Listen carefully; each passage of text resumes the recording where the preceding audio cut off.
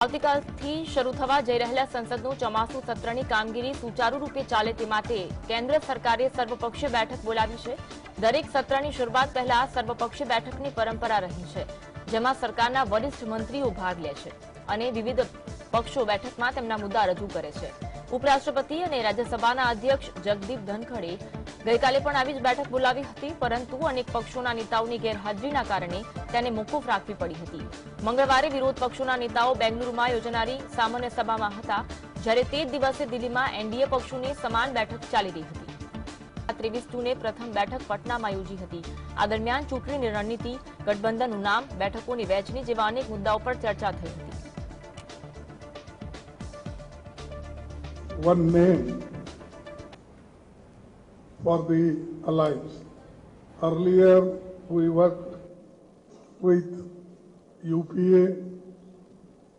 Now with all 26 parties, a new name is given, that is Indian National Developmental Inclusive Alliance, that is INDIL, and this is Indian National Developmental Inclusive Alliance.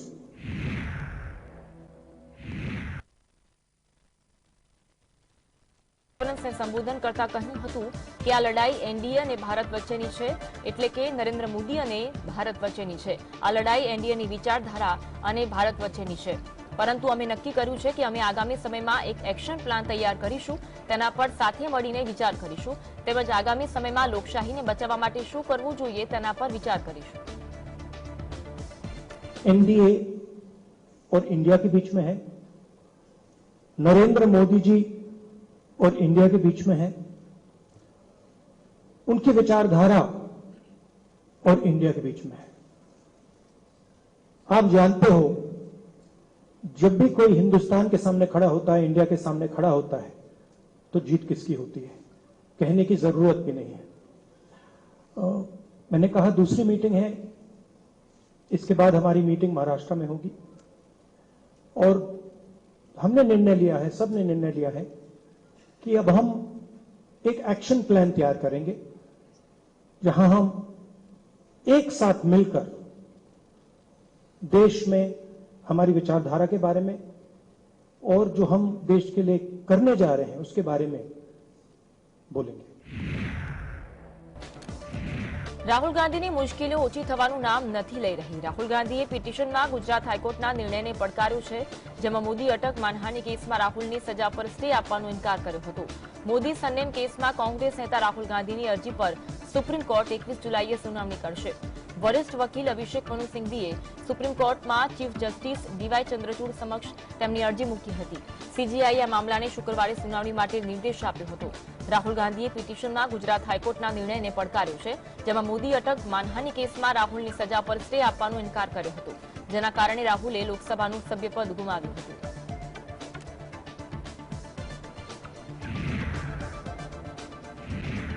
બેંગ્લોરમાં વિપક્ષી દળોની બેઠકમાં 26 રાજકીય પક્ષોના પ્રમુખ અને પ્રતિનિધિઓએ હાજરી આપી હતી।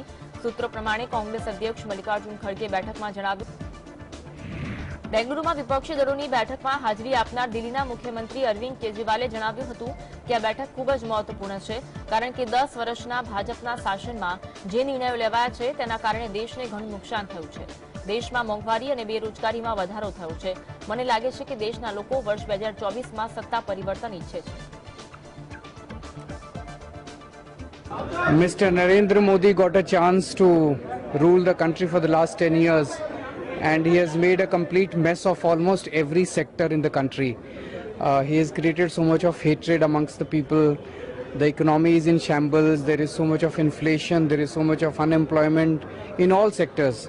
So now I think it's a time that people of this country want to get rid of him. So everyone needs to come together. બેંગ્લોરમાં વિપક્ષી દળોની બેઠક યોજાઈ હતી। આ બેઠકમાં લગભગ 26 રાજકીય પક્ષોએ હાજરી આપી હતી। આ વિશે વાત કરતા આસુદીન ઓવૈસીની પાર્ટી એઆઈએમઆઈએમના પ્રવક્તા વારીશ પઠાણે જણાવ્યું કે વિપક્ષી દળોની બેઠકમાં અમને બોલાવવામાં આવ્યા નથી। શું અમે રાજકીય રીતે અછૂત છીએ?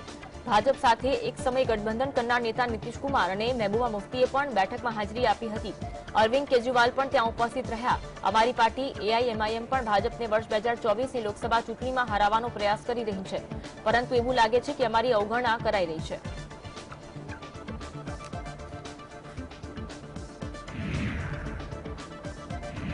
મંગળવારે દિલ્હીની અશોક હોટલમાં એનડીએના 38 દળોની મહાગઠબંધનની બેઠક મળી હતી. આ બેઠકમાં વડાપ્રધાન મોદીએ સંબોધન કરતા જણાવ્યું કે અમે જ્યારે વિપક્ષમાં હતા ત્યારે સકારાત્મક રાજનીતિ કરી હતી. અમે ક્યારે પણ નકારાત્મક રાજનીતિ કરી નથી. અમે વિપક્ષમાં રહીને સરકારનો વિરોધ કર્યો હતો, તેમના કૌભાંડો સામે લાવ્યા, પરંતુ જનાદેશનો અનાદર કર્યો નથી કે ક્યારેય વિદેશી શક્તિઓની મદદ લીધી નથી. एनडीए की एक और विशेषता रही है, जब हम विपक्ष में थे तब भी हमने हमेशा सकारात्मक राजनीति की. हमने कभी नकारात्मक राजनीति का रास्ता नहीं चुना. हमने लोकतंत्र को मजबूत करने के लिए अपना हर दायित्व निभाया. हमने विपक्ष में रहकर सरकारों का विरोध किया. કેન્દ્રીય મંત્રી રામદાસ અઠવાલે દાવો કર્યો હતો કે બેંગલુરુમાં વિપક્ષી દળોની જે બેઠક થઈ છે, આ બેઠકનો હેતુ વડાપ્રધાન મોદીને સત્તામાંથી દૂર કરવાનો છે. વિપક્ષી દળોની બેઠકમાં 26 રાજકીય પક્ષોએ હાજરી આપી, પરંતુ વડાપ્રધાન મોદીની હાજરીમાં એનડીએની જે મીટિંગ થઈ તેમાં દેશના અલગ અલગ ક્ષેત્રોમાંથી 38 રાજકીય પક્ષોના પ્રતિનિધિઓએ હાજરી આપી. એનડીએનો મુખ્ય હેતુ પીએમ મોદીને ફરીવાર વડાપ્રધાન બનાવવાનો અને દેશમાં વિકાસ કરવાનો છે. વર્ષ 2024ની લોકસભા ચૂંટણીમાં એનડીએ ગઠબંધનની જીત થશે. बस ये मीटिंग हो रही है, ये मीटिंग खाली नरेंद्र मोदी जी को हटाने के लिए हो रही है. उनकी मीटिंग जो है वो देश का विकास नहीं चाहते हैं और उनके मीटिंग में 26 पार्टीज के नेता लोग है. लेकिन आज जो माननीय नरेंद्र मोदी जी के उपस्थिति में जो इंडी की मीटिंग हो रही है, इसमें 38 पार्टी के देश भर के नेता लोग आ रहे हैं और हमारा एजेंडा है कि 2024 में नरेंद्र मोदी जी को प्रधानमंत्री पद बिठाना और देश का विकास बहुत बड़ी गति से करना, यही हमारा एजेंडा है. પીએમ નરેન્દ્ર મોદીએ બેંગલુરુમાં યોજાઈ રહેલા વિપક્ષી પાર્ટીઓની બેઠક પર જોરદાર પ્રહારો કર્યા હતા, જેમાં તેમણે કહ્યું હતું કે વિપક્ષી પાર્ટીઓની બેઠકને ભ્રષ્ટાચારીનું સંમેલન ગણાવ્યું હતું. તેમજ વિપક્ષી પાર્ટીઓને ભ્રષ્ટાચાર માટે ઘણો પ્રેમ છે. આ લોકો પરિવારવાદના સમર્થક છે. આ લોકો પહેલા પરિવાર માટે કામ કરે છે. પરિવાર આધારિત પાર્ટીએ દેશનો વિકાસ કર્યો નથી. આ લોકો અમર્યાદિત ભ્રષ્ટાચાર કરે છે. બધા જ વિપક્ષી પાર્ટીઓ હાલમાં બેંગલુરુમાં વ્યસ્ત છે. વધુમાં પીએમ મોદીએ કહ્યું હતું કે આ લોકો કેમેરા સામે પોતાને એક જ બતાવે છે, પરંતુ લોકો જાણે છે કે આખી ફ્રેમમાં ભ્રષ્ટ લોકો કોણ છે, તેમજ જેમનો આખો પરિવાર જામીન પર છે તેમને વધુ સન્માન મળી રહ્યું છે. इन परिवारवादियों का मंत्र है of the family, by the family, for the family. Family first, nation nothing. इन लोगों का मोटो है, इनकी यही प्रेरणा है. अगर पूरा का पूरा परिवार ही जमानत पर है तो उसकी और ज्यादा खातिरदारी होती है. अगर किसी दल का कोई वर्तमान मंत्री भ्रष्टाचार के मामले में जेल जाता है तो उसे एक्स्ट्रा नंबर देकर स्पेशल इनवाइटी बुलाकर बुलाया जाता है. આંદામાન નિકોબારના પોર્ટ બ્લેર ખાતે આવેલા વીર સાવરકર ઇન્ટરનેશનલ એરપોર્ટના નવા ઇન્ટિગ્રેટેડ ટર્મિનલ બિલ્ડિંગનું પીએમ મોદીએ વિડીયો કોન્ફરન્સિંગ મારફતે લોકાર્પણ કર્યું. લગભગ 710 કરોડ રૂપિયાના ખર્ચે આ બિલ્ડિંગનું નિર્માણ કરવામાં આવ્યું. દર વર્ષે લગભગ 50 લાખ યાત્રીઓ આ એરપોર્ટની મુલાકાત લેશે. પોર્ટ બ્લેર એરપોર્ટ પર 80 કરોડના ખર્ચે 2 બોઇંગ અને 2 એરબસ એરક્રાફ્ટ માટે યોગ્ય એપ્રોન પણ બનાવવામાં આવ્યા છે. આ ઉપરાંત બિલ્ડિંગમાં ભૂગર્ભ વરસાદી પાણીનો સંગ્રહ, ઓન-સાઇટ સુએજ ટ્રીટમેન્ટ પ્લાન્ટ અને 500 કિલોવોટ ક્ષમતાનો સોલર પાવર પ્લાન્ટ પણ છે. વીર સાવરકર ઇન્ટરનેશનલ એરપોર્ટ દિલ્હી, ચેન્નઈ, હૈદરાબાદ અને વિશાખાપટ્ટનમ સાથે કનેક્ટિવિટી ધરાવે છે, પરંતુ આવનારા સમયમાં તેની કનેક્ટિવિટીનું વધુ વિસ્તરણ કરવામાં આવશે. अंडमान निकोबार द्वीप समूह का 710 करोड़ रुपए का एयरपोर्ट आज भारत को समर्पित किया जा रहा है. वीर सावरकर इंटरनेशनल एयरपोर्ट जिससे आज वर्तमान में दिल्ली, चेन्नई, हैदराबाद और विशाखापट्टनम के लिए कनेक्टिविटी है, लेकिन आने वाले दिनों में इससे कनेक्टिविटी कई गुना बढ़ेगी। प्रधानमंत्री जी की सोच और विचारधारा है कि भारत के एक एक अंग में यह अधोसंरचना स्थापित हो पाए। વડાપ્રધાન મોદીએ વિપક્ષી દળોની ઝાટકણી કાઢતા જણાવ્યું કે જે લોકો ભેગા થયા છે એ લોકોની ભ્રષ્ટાચાર અને કૌભાંડ મુદ્દે બોલતી બંધ થઈ જાય છે। પશ્ચિમ બંગાળની પંચાયત ચૂંટણી દરમિયાન હિંસા થઈ અને એ સમયે પણ આ લોકો શાંત હતા। હિંસા દરમિયાન કોંગ્રેસ અને ડાબેરી પક્ષના કાર્યકર્તાઓએ પોતાની સલામતી માટે વિનંતી કરી હતી। આ રાજકીય પક્ષોના નેતા એટલા સ્વાર્થી છે કે તેમણે પોતાના કાર્યકર્તાઓને મરવા માટે છોડી દીધા હતા। ये जो जमात इकट्ठी हुई है ना, उनके कुनबे में बड़े से बड़े घोटालों पर, अपराधों पर इनकी जुबान बंद हो जाती है। जब किसी एक राज्य में इनके कुशासन की पोल खुलती है तो दूसरे राज्यों के ये लोग फौरन उसके बचाव में तर्क देने लगते हैं। બેંગ્લોરના ચાલુક્ય સર્કલ પાસે બિહારના મુખ્યમંત્રી નીતિશ કુમારને નિશાનો બનાવતા પોસ્ટર લગાવવામાં આવ્યા હતા। પોસ્ટરમાં નીતિશ કુમાર પર કટાક્ષ કરવામાં આવ્યો હતો। સુલતાનગંજ બ્રિજ ધરાશાયી ઘટનાનો ઉલ્લેખ કરાયો હતો। આ સાથે એવું પણ લખવામાં આવ્યું હતું કે નીતિશ કુમારના શાસનમાં બિહારમાં બ્રિજ ટકી શકતા નથી, ત્યારે તેમના પર વિપક્ષી એકતાનું નેતૃત્વ કરવાનો વિશ્વાસ કેવી રીતે કરી શકાય। જો કે થોડા સમય બાદ પોલીસે શહેરના અલગ અલગ વિસ્તારમાં લગાવવામાં આવેલા પોસ્ટર દૂર કર્યા હતા।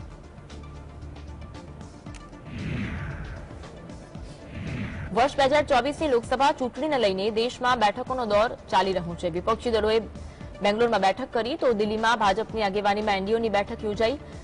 એસબીએસપી પાર્ટીના સ્થાપક ઓમપ્રકાશ રાજભરે જણાવ્યું કે દેશની રાજનીતિમાં હવે કોઈ પ્રકારની લડત નથી। ઉત્તર પ્રદેશમાં લોકસભાની 80 બેઠકો પર એનડીએની જીતશે અને મને લાગે છે કે ચૂંટણી માત્ર ઔપચારિકતા બની ગઈ છે, કારણ કે વિપક્ષી દળોથી કંઈ ખાસ થવાનું નથી। બેંગ્લોરની બેઠકમાં હાજરી આપનાર લોકો અલગ અલગ રાજ્યો સાથે સંકળાયેલા છે, જ્યારે એનડીએનું ગઠબંધન રાષ્ટ્રીય સ્તરનું છે। देश की राजनीति में अब लड़ाई नाम की कोई चीज नहीं रह गई। अब यूपी में ही अगर देखिए 80 सीटें हैं, 80 सीटों की अगर हम बात करें तो विपक्ष कहाँ जीतेगा।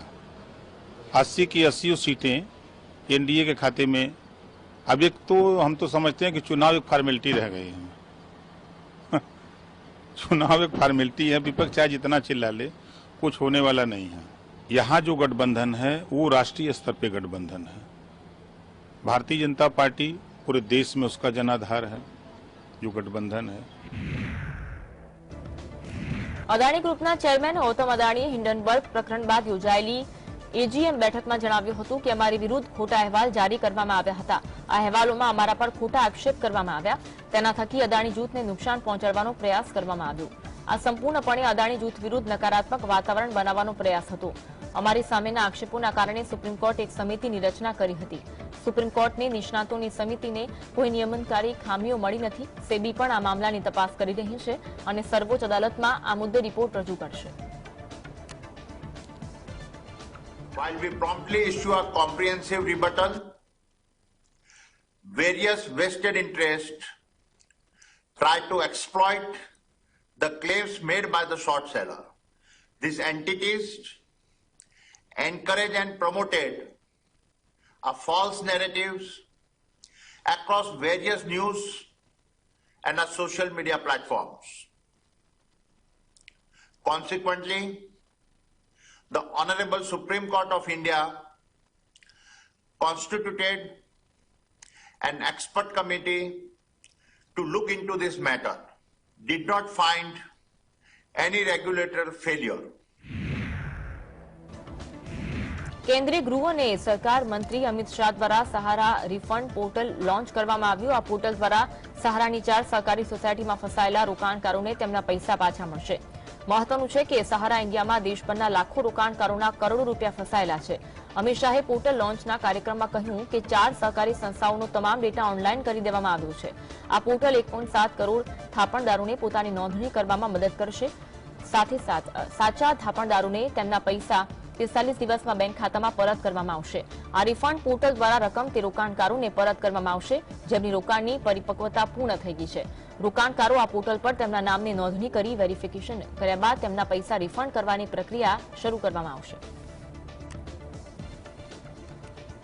मित्रों, लगभग 1,07,00,000 निवेशकों को ये पोर्टल के अंदर पंजीकरण करने का अधिकार है, जिनकी पूरी राशि लौटाई जाएगी। और कुल मिलाकर 4 करोड़ निवेशक हैं जिनको 10,000 रुपये तक की राशि प्रथम दृष्टि से उनको वापस दी जाएगी। और ये मैंने कहा ये शुरुआत है, अगर ये सफलता से होता है और सफलता से होगा उसका मुझे पूरा विश्वास है, क्योंकि पूरी प्रणाली को मैं समझा हूं। शिमलाમાં આવેલી એક રેસ્ટોરન્ટના સિલિન્ડરમાં બ્લાસ્ટ થવાની ઘટના બની હતી, જેમાં એક વ્યક્તિનું મોત થયું હતું। સાથે મળતા અહેવાલો મુજબ આ ઘટનામાં 5 લોકો ઘાયલ થયા હતા। આ અંગે ફાયર બ્રિગેડના જવાનો અને શિમલા પોલીસનો કાફલો ઘટનાસ્થળે દોડી આવ્યો હતો અને બચાવ કામગીરી હાથ ધરી હતી।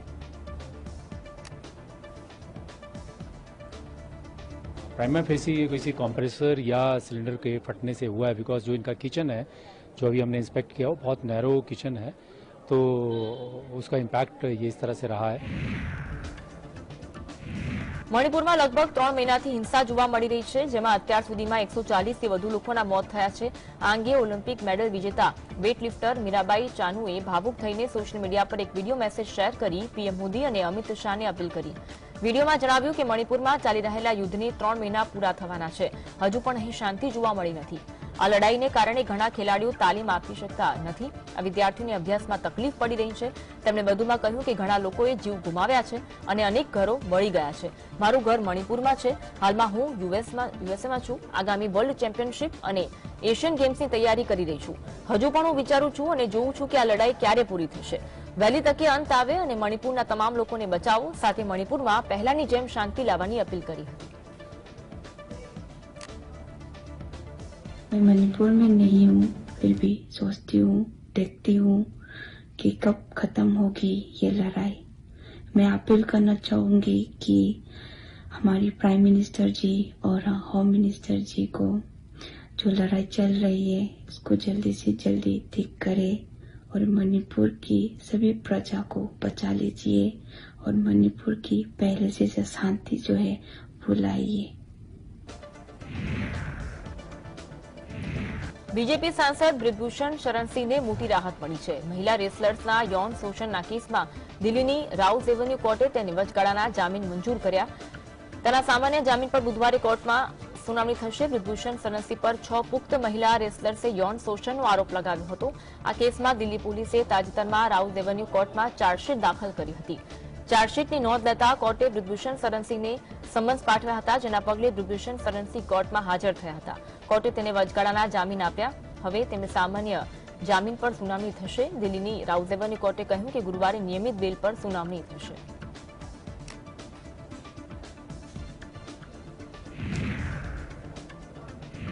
ઉદયપુરથી દિલ્હી જઈ રહેલી ફ્લાઇટમાં ટેક ઓફ કરતા સમયે ઇમરજન્સી લેન્ડિંગ કરવું પડ્યું હતું। ફ્લાઇટમાં મોબાઈલ બ્લાસ્ટ થતા આખી કેબિનમાં ધુમાડો ફેલાઈ ગયો અને પછી પાયલોટને પ્લેન લેન્ડ કરવાની ફરજ પડી। જોકે પ્લેન લેન્ડ થયાના 1 કલાક બાદ પ્લેને પાછી ઉડાન ભરી હતી। જોકે આ પહેલો કિસ્સો નથી કે જેમાં પ્લેન ટેક ઓફ થયા બાદ આવી સમસ્યાનો સામનો કરવો પડ્યો હોય। ગત મહિને 21 જૂનના રોજ ઇન્ડિગોની ફ્લાઇટ પણ જે દિલ્હીથી દેહરાદૂન જઈ રહી હતી તેનું ઇમરજન્સી લેન્ડિંગ કરવું પડ્યું હતું।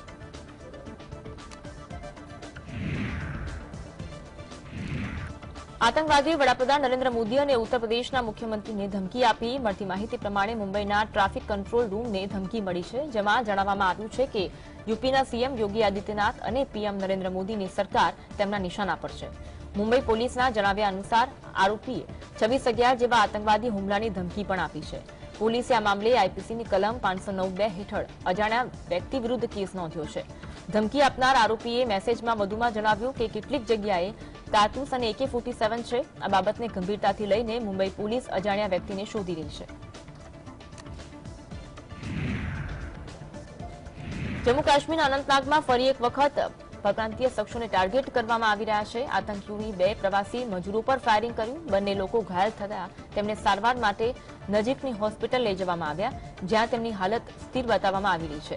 તપાસ અભિયાન માટે વિસ્તારની ઘેરાબંધી કરવામાં આવી રહી છે। ઘાયલ બંને મજૂરો મહારાષ્ટ્રના રહેવાસી છે। આ વર્ષે કાશ્મીરમાં ગેરસૈનિકો દ્વારા ચોથો હુમલો થયો. અગાઉ દક્ષિણ કાશ્મીરના શોપિયા જિલ્લાના ગગરાન ગામમાં આતંકવાદીઓએ પણ પ્રવાસી મજૂરોને ગોળી મારી ઘાયલ કર્યા હતા.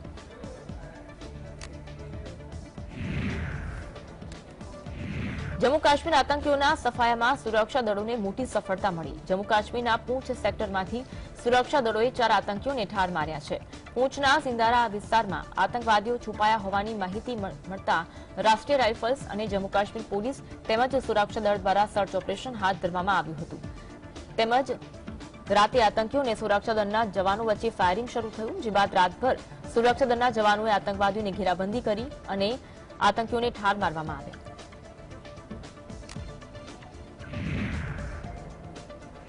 પાકિસ્તાનથી ભારતમાં આવીને લાઇમલાઇટમાં આવનાર સીમા હૈદરની યુપીએટીએસે પૂછપરછ કરી. સોમવાર બાદ સતત બીજા દિવસે પણ સીમા હૈદર અને સચિનની પૂછતાછ કરવામાં આવી. આ દરમિયાન સીમા હૈદર ઘણા રહસ્યો ખોલ્યા. સચિન પ્રથમ ભારતીય વ્યક્તિ નથી જેની સાથે તે વાત કરતી હતી. આ પહેલા પણ તે પબજી દ્વારા દિલ્હી એનસીઆરના ઘણા છોકરાઓ સાથે વાત કરી ચૂકી છે. સીમા જે રીતે ખચકાટ વિના તમામ પ્રશ્નોના તરત જવાબ આપી રહી છે તે જોઈને એટીએસ પણ અચંબિત છે. યુપીએટીએસ સીમા અને સચિનની અલગ અલગ પૂછપરછ કરી રહી છે. સૂત્રો પાસેથી મળેલી માહિતી મુજબ એટીએસે સોમવારે સીમા હૈદરને અંગ્રેજીની કેટલીક લાઈનો વાંચવા આપી હતી, જેમાં સીમા હૈદરને ન માત્ર લાઈનો સારી રીતે વાંચી પરંતુ એનો વાંચવાનો અંદાજ પણ કંઈક અલગ જ હતો. યુપીએટીએસ દ્વારા હૈદરના આઈએસઆઈ અને પાકિસ્તાનની આર્મી સાથે કનેક્શન અંગે પણ તપાસ કરવામાં આવી રહી છે. આ સિવાય સીમા હૈદરે નોઈડા પોલીસને આપેલું નિવેદન અને એટીએસની પૂછપરછ કરી રહ્યું છે. ચીનના વિદેશ મંત્રી કિંગ ગેંગ છેલ્લા 3 અઠવાડિયાથી ગુમ થઈ ગયા છે અને હાલ તેમના કોઈ સંકેત નથી મળી રહ્યા. અમેરિકી રાજદ્વારી જોન કેરી જળવાયુ સંકટ પર ચર્ચા કરવા બેઇજિંગ પહોંચ્યા, પરંતુ ચીનના વિદેશ મંત્રીની ગેરહાજરી પર અનેક સવાલો ઉઠ્યા. ઉલ્લેખનીય છે કે રાજદ્વારી તરીકે લાંબો સમય વિતાવનાર કિંગ ગેંગને ચીનના રાષ્ટ્રપતિ શી જિનપિંગના નજીકના અને વિશ્વાસુ માનવામાં આવે છે, જેના કારણે ચીનમાં અટકળોનો દોર વધુ તેજ બન્યો છે. સ્થાનિક મીડિયાના અહેવાલો અનુસાર યુનાઇટેડ સ્ટેટ્સમાં રાજદૂત તરીકે ટૂંકા કાર્યકાળ બાદ ડિસેમ્બરમાં કિંગને વિદેશ પ્રધાન તરીકે બઢતી આપવામાં આવી હતી. ગેંગ એક વ્યવસાયિક રાજદ્વારી છે અને તેને ચીનના નેતા શી જિનપિંગનો વિશ્વાસુ સહયોગી માનવામાં આવે છે. વિદેશ મંત્રી તરીકે કિંગ ગેંગે યુએસ પર લોન્ચ કરાયેલા શંકાસ્પદ ચીની જાસૂસી બલૂન મુદ્દે વોશિંગ્ટનને ઠપકો આપ્યો હતો. આ બાદ બંને દેશો વચ્ચેના સંબંધો ખાસા બગડ્યા હતા.